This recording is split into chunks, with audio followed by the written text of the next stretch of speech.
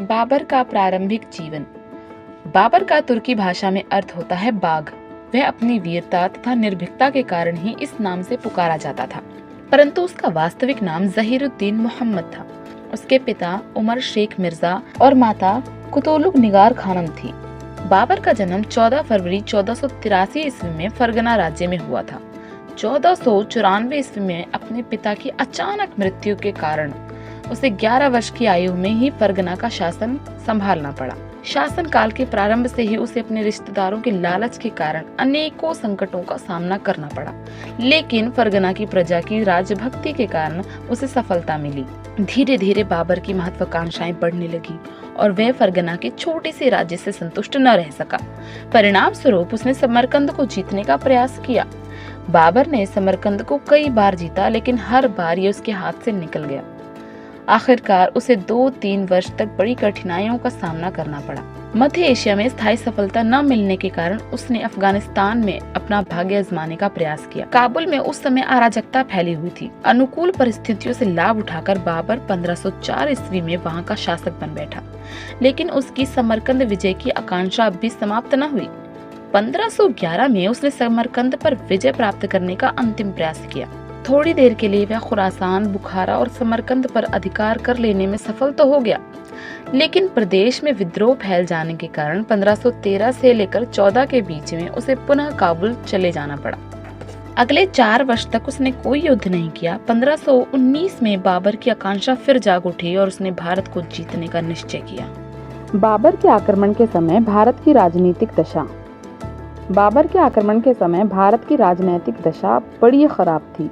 तैमूर के आक्रमण के बाद दिल्ली सल्तनत को अपना पुराना गौरव फिर से प्राप्त न हो सका। उसकी सीमाएं अत्यंत संकीर्ण हो गई थी और महत्वाकांक्षी सरदारों तथा अमीरों ने अपने स्वतंत्र राज्य स्थापित कर लिए थे। दिल्ली में लोदी वंश का शासक इब्राहिम लोदी सिंहासन पर आसीन था। वह बिल्कुल अनुभवहीन और अयोग्य शासक था। वह अपने पूर्वजों की भांति अपने सरदारों के दिल न जीत सका। उसके अमीर उससे अत्यंत अप्रसन्न थे और आए दिन उसके विरुद्ध विभिन्न प्रकार के षड्यंत्र रच रहे थे। परिणाम स्वरूप दिल्ली का सुल्तान अपने आंतरिक समस्याओं में उलझा हुआ था और उसने बाह्य आक्रमण को रोकने की क्षमता नहीं थी। दिल्ली सल्तनत के पूर्व में जौनपुर में टर्की सुल्तानों ने अपना स्वतंत्र राज्य स्थापित कर लिया था, जो दिल्ली सल्तनत का प्रतिद्वंदी बन गया था। उनकी दृष्टि सदा दिल्ली के सिंहासन पर लगी रहती थी और उसे हड़पने के लिए वे अनुकूल परिस्थितियों की प्रतीक्षा कर रहे थे। बिहार में लोहानी अथवा नुहानी अफगानों का स्वतंत्र राज्य स्थापित हो गया था, जो पूर्व में अशांति का कारण बन गए। बंगाल में हुसैन शाह तथा नुसरत शाह ने एक स्वतंत्र राज्य की नींव डाली थी और दक्षिण बिहार पर अपना प्रभुत्व कायम करने की उधेड़-बुन में लगे हुए थे। 1521 ईस्वी में नुसरत शाह ने बिहार में अपनी सेनाओं का प्रवेश कर तिरहुत पर अपना अधिकार जमा लिया और अपने राज्य की सीमाएं मुंगेर तथा हाजीपुर तक बढ़ा ली। इससे जौनपुर तथा चुनार के राज्यों को खतरा पैदा हो गया, जो लोहानी अफगानों के विरोध के परिणाम स्वरूप ही टाला जा सका।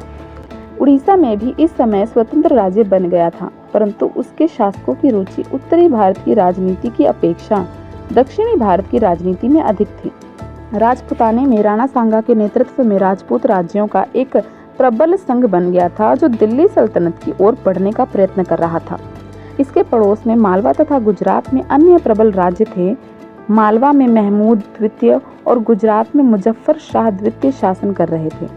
1519 में राणा सांगा ने मालवा के शासक महमूद द्वितीय पर विजय प्राप्त कर ली और कैद कर लिया, जिसके फलस्वरूप राणा सांगा गुजरात के शासक मुजफ्फर शाह के साथ भी संघर्ष में आ गए। दिल्ली सल्तनत की पश्चिमी सीमा भी इसी भांति असुरक्षित थी।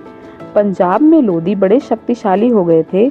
यहाँ दौलत खान लगभग 20 वर्ष से पंजाब में स्वतंत्रता पूर्वक शासन कर रहा था, जो दिल्ली के सुल्तान सिकंदर लोदी का घोर विरोधी था।